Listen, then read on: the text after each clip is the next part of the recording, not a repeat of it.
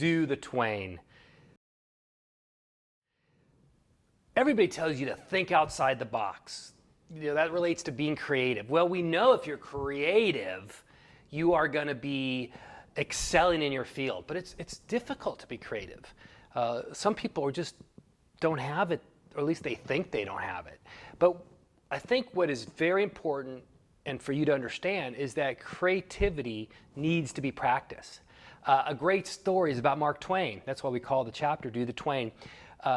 He has an amazing house in Hartford, Connecticut. And if you ever do the tour, you go on the tour and they come to the after dinner parlor.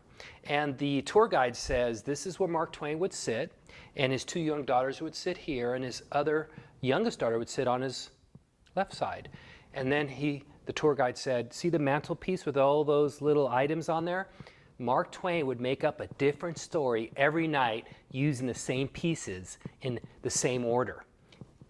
He was practicing his creativity. That is one of the reasons what made Mark Twain such a creative genius. So creativity needs to be practiced.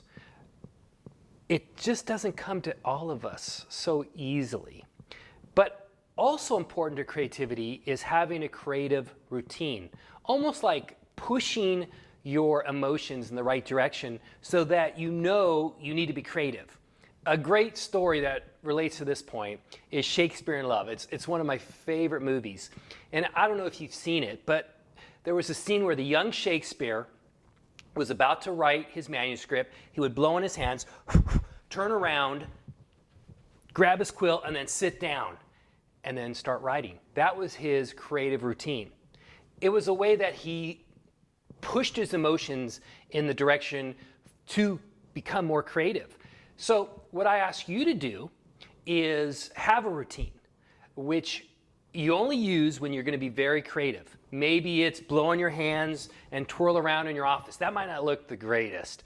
But you could do something like tap your pencil 5 times or have some certain item on your desk that you only touch when you're going to be in this creative mode. You need a routine that is so unique so it tells your body, it pushes your emotions in that direction, and so that you will feel more creative. It's a creative routine. It's really essential.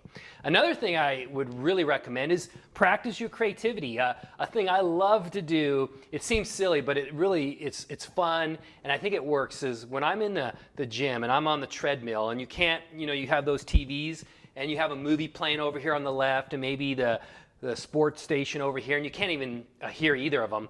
Well, what's great is to have a TV show or movie and you start making up dialogue. You just start making up dialogue and just make up what they say, and you can just start going off on it. It's so fun, but it's practicing your creativity.